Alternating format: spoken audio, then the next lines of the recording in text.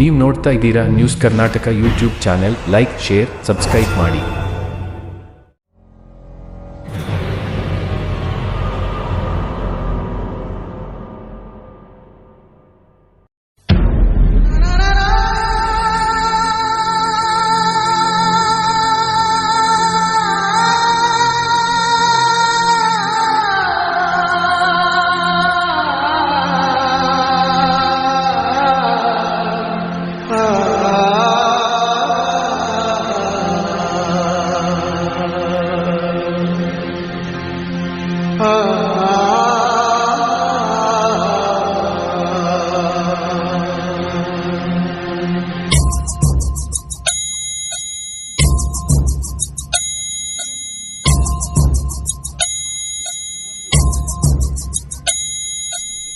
ಬೆಟ್ಟದಂತ ಮನಸ್ಸು ಕರಗಿತು, ಬೆಂಕಿಯಂಥ ಕಣ್ಣು ನೆನೆಯಿತು.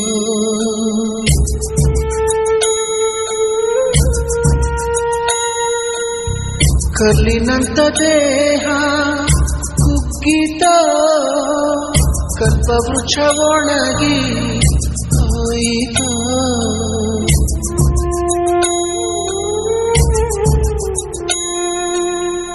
ಕಂದನೆ ಬಾಯೆಂದು ಕರೆಯೋರು ಇಲ್ಲ,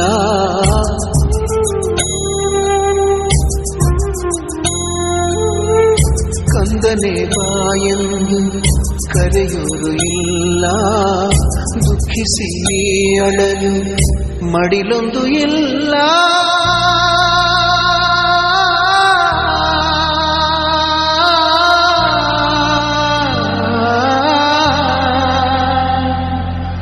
ಬೆಟ್ಟಪ್ಪ ಬೆಟ್ಟಪ್ಪ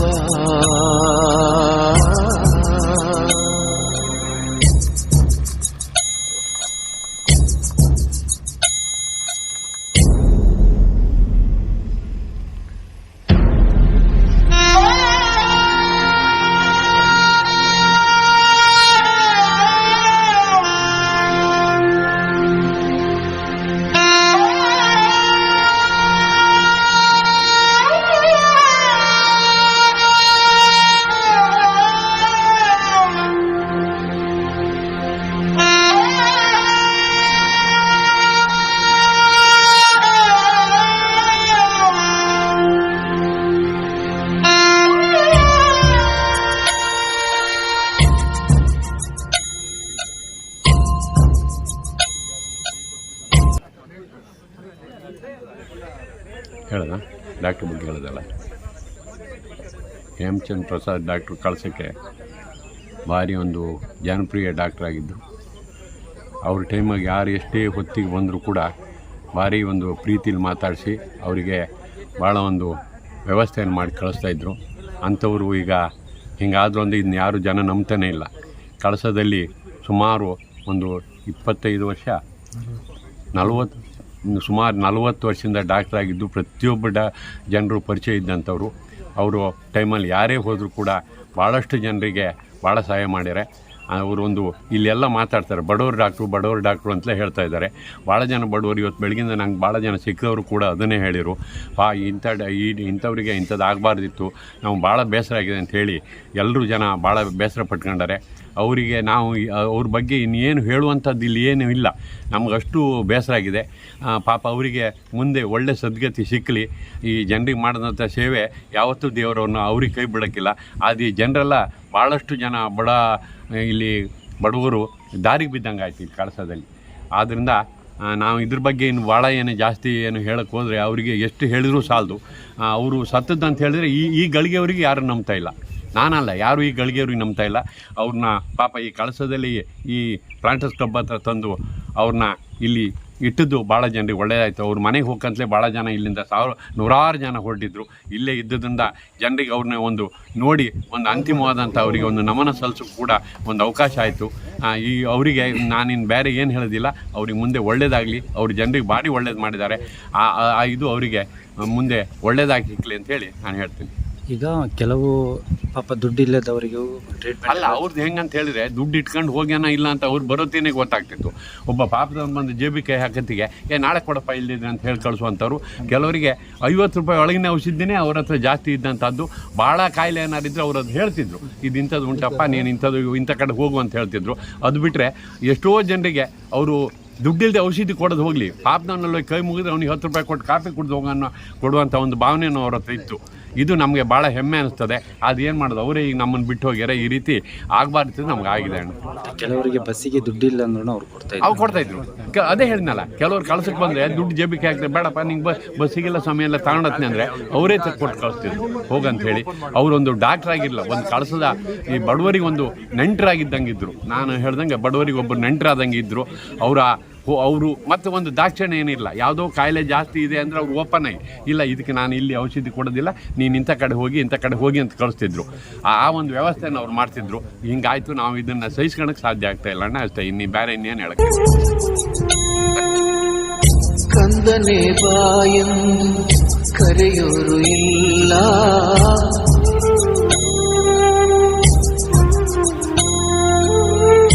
ಕಂದನೆ ಬಾಯೆಂದು ಕರೆಯೋರು ಇಲ್ಲ, ದುಃಖಿಸಿ ಅಳಲು ಮಡಿಲೊಂದು ಇಲ್ಲ.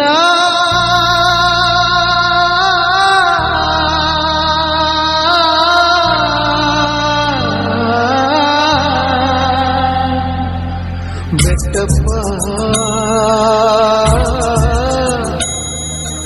ಬೆಟ್ಟಪ್ಪ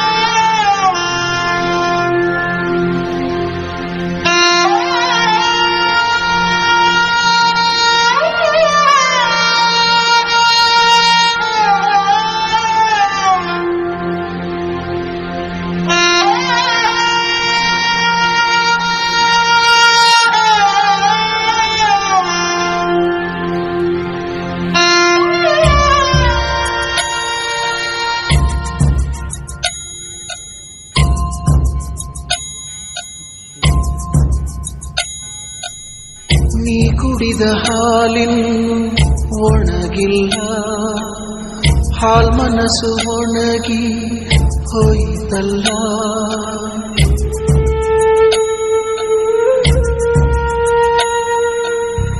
ಅಮ್ಮ ಎಂದು ನೀನು ಕೂಗಲೇ ಇಲ್ಲ, ಕೂಗಲು ತೆಗೆದ ತುಟಿ ಮುಚ್ಚಿಲ್ಲ.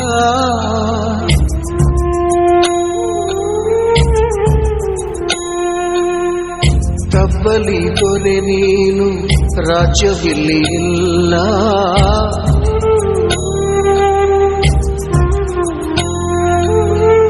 ತಬ್ಬಲಿ ದೊರೆ ನೀನು ರಾಜ್ಯವಿಲ್ಲಿ ಇಲ್ಲ. ನಿನ್ನುಸಿರ ದುಃಖವನ್ನು ಅಳೆದೋರು ಇಲ್ಲ.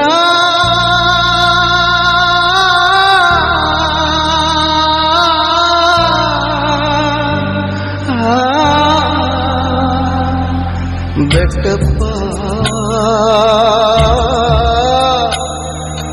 ಬೆಟ್ಟಪ್ಪ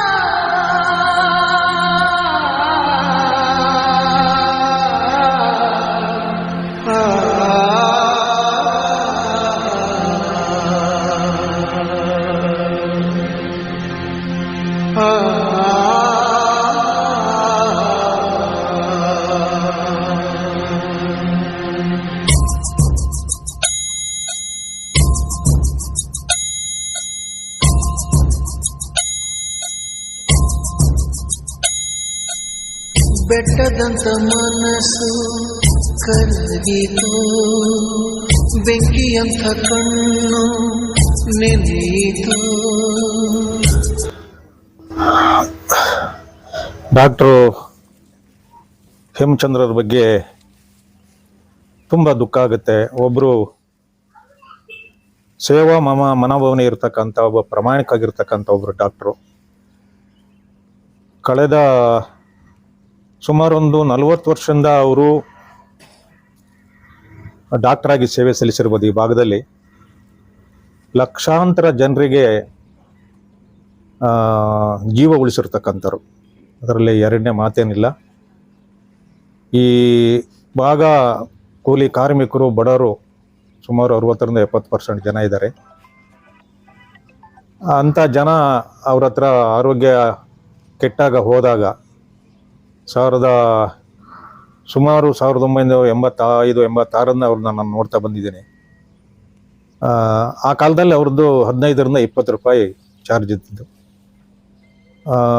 ಅತಿಯಾದಂಥ ಮೆಡಿಸನ್ ಅವರು ಕೊಡ್ತಿರ್ಲಿಲ್ಲ, ಮತ್ತು ಸಲಹೆ ಕೊಡೋರು. ಒಂದು ವೇಳೆ ಅವರ ಮೆಡಿಸನ್ನು ಇಲ್ಲಿ ಆಗಲ್ಲ ಅಂತಾದರೆ ಅವರು ಬೇರೆ ಕಡೆಗೆ ಒಂದು ವೆನ್ಲಕ್ಕೆ ಹೋಗಿ ಕೇಳ್ತಾಯಿದ್ರು, ಇಲ್ಲ ಅಂದರೆ ಇತ್ತೀಚಿನ ದಿನದಲ್ಲಿ ಕಾರ್ಕಳ ಗಾಜಿರೆ ಕಳಿಸ್ತಾಯಿದ್ರು.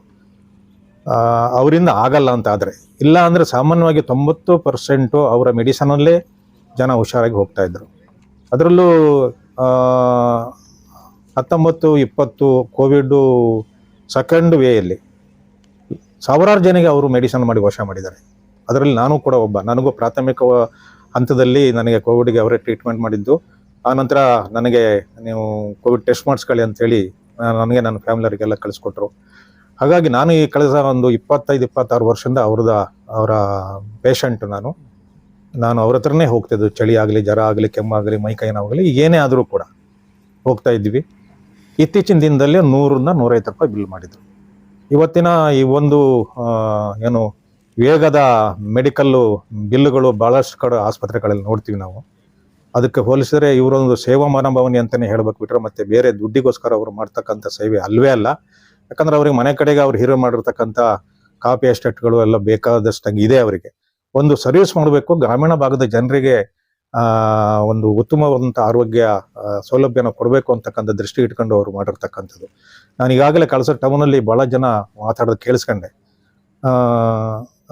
ಅವ್ರು ಏನು ಹೇಳ್ತಾರಂದ್ರೆ, ಇಂಥ ಡಾಕ್ಟರ್ ನಮಗೆ ನಿನ್ನ ಕಳಸ ಭಾಗದಲ್ಲಿ ಇನ್ನೊಬ್ಬರನ್ನ ಕಾಣಕ್ಕೆ ಸಾಧ್ಯ ಇಲ್ಲ, ನಾವು ಮುಂದೆ ಇನ್ನು ಯಾವ ಡಾಕ್ಟರ್ನ ಹುಡ್ಕೊಂಡು ಹೋಗಬೇಕಪ್ಪ, ಒಂದು ಕಡಿಮೆ ಚಾರ್ಜ್ ಮಾಡ್ತಾಯಿದ್ರು, ಇನ್ನೊಂದು ಅವರ ಕೈಗುಣ ಭಾಳ ಚೆನ್ನಾಗಿತ್ತು, ಮತ್ತು ಸಲಹೆ ಮಾಡ್ತಾಯಿದ್ರು ಅಂತಕ್ಕಂಥೇಳಿ ಕೆಲವಷ್ಟು ಜನ ಕಣ್ಣಲ್ಲೇ ನೀರೇ ತಂದಿರ್ತಕ್ಕಂಥದ್ದು ನಾನು ಈಗಾಗಲೇ ಗಮನಿಸಿದೆ. ನಾನು ಕೂಡ ಈಗ ಅವರ ಆಸ್ಪತ್ರೆ ಹತ್ರ ಬಂದೆ. ಯಾಕಂದರೆ ನಾವು ಇತ್ತೀಚಿನ ಒಂದು 20 ದಿನದ ಹಿಂದೆ ನಮ್ಮ ಮನೆಯವರಿಗೆ ಆರೋಗ್ಯ ಸರಿ ಇಲ್ಲ ಅಂತ ಕರ್ಕೊಂಡ್ಬಂದಿದ್ದೆ. ಅವ್ರು ಕೊಡ್ತಿದ್ದಷ್ಟೇ 3 ಹೊತ್ತು ಅಥವಾ 4 ಹೊತ್ತಿಗೆ ಕೊಡ್ತಿದ್ರು. ಅದು ಮುಗಿದ ತಕ್ಷಣವೇ ಬನ್ನಿ ಅಂತಿದ್ರು. ಅಷ್ಟು 3 ಹೊತ್ತು 4 ಹೊತ್ತು ಮಾತ್ರೆ ನುಂಗೋದ್ರಲ್ಲಿ ಅವ್ರದ್ದು ನಮಗೆ ಜ್ವರ, ಚಳಿ, ಕೆಮ್ಮು ಏನೇ ಇದ್ರೂ ಕೂಡ ವಾಸಿ ಆಗ್ತಿತ್ತು. ಅಂಥ ಒಬ್ಬರು ಡಾಕ್ಟ್ರನ್ನ ಇವತ್ತು ಕಳ್ಕೊಂಡಿದ್ದು ಭಾಳ ದುಃಖದಿಂದ ನಾನು ಹೇಳೋದೇನಪ್ಪ ಅಂತ ಹೇಳಿದರೆ, ಇಂಥ ಒಬ್ಬರು ಒಂದು ಮಾನವೀಯತೆಯ ಮೌಲ್ಯಕ್ಕೆ ಹೆಸರಾಗಿರ್ತಕ್ಕಂಥ ಡಾಕ್ಟ್ರು ಅಂತ ನಾನು ಹೇಳಲಿಕ್ಕೆ ಬಯಸ್ತೇನೆ. ಅದು ದುಡಿತಕ್ಕಂಥ ವರ್ಗ, ಕಾರ್ಮಿಕರು ಮತ್ತು ಸಣ್ಣ ಸಣ್ಣ ಕೃಷಿ ರೈತಾಪಿ ಜನರು ಏನಿದ್ರು, ಅವ್ರು ನಂಬ್ಕೊಂಡಿರ್ತಕ್ಕಂಥ ಜನರು ಏನಿದ್ರು, ಅವರಿಗೆ ಭಾಳ ದೊಡ್ಡ ನಷ್ಟ ತಂದಿದೆ ಅವರ ಸಾವು. ಹಾಗಾಗಿ ಅವರಿಗೆ ನಾನು ಹೆಚ್ಚಿಗೆ ಏನು ಹೇಳಕ್ಕೆ ಆಗೋದಿಲ್ಲ, ಹೇಳಕ್ಕೆ ನನಗೆ ಮಾತೇ ಬರ್ತಾ ಇಲ್ಲ. ಅವರ ಆತ್ಮಕ್ಕೆ ಶಾಂತಿ ಸಿಕ್ಕಲಿ, ಅದನ್ನು ಅವರ ಕುಟುಂಬದವರು ದುಃಖ ಭರಿಸ್ತಕ್ಕಂಥ ಶಕ್ತಿ ಕಳಸೇಶ್ವರ ಕೊಡಲಿ ಅಂತಕ್ಕಂಥದ್ದನ್ನ ಮಾತ್ರ ನಾನು ಹೇಳಕ್ಕೆ ಬಯಸ್ತೇನೆ. ಬಂದಳದ ಸೂರ್ಯ ಬಂದನೇನು ಮರಳಿ, ಚಿಕ್ಕಯ್ಯ ಜವಾನ ನಿಂತನೇನು ಅರಳಿ, ಎದೆಯೊಡೆದುಕೊಂಡು ಅತ್ತರೇನಿದೆ, ಬೇರು ಸತ್ತು ಮರವು ಅಡಿ ಎಲ್ಲಿ ಚಿಗುರಲೆ, ಕಾವೇರಿ ಸಿಮ್ಯಾಗ ಕನ್ನಡ ಮಣ್ಣಿನ ಮಡಿಲಾಗ, ಕಾವೇರಿ ಸಿಮ್ಯಾಗ ಕನ್ನಡ ಮಣ್ಣಿನ ಮಡಿಲಾಗ, ಬಂದಾನೋ ತೇರ್ನಂಗ ತಂದೆಗೆ ತಕ್ಕ ಮಗ, ಎದ್ದು ನಿಲ್ಲಗಿರಿಯಾಂಗ ಹೆಜ್ಜೆ ಇಡಲು ನದಿಯಾಂಗ ಚೆಲುವ ಚೆನ್ನಿಗ ಕಾವೇರಿ ಸೀಮ್ಯಾಗ ಕನ್ನಡ ಮಣ್ಣಿನ ಮಡಿಲಾಗ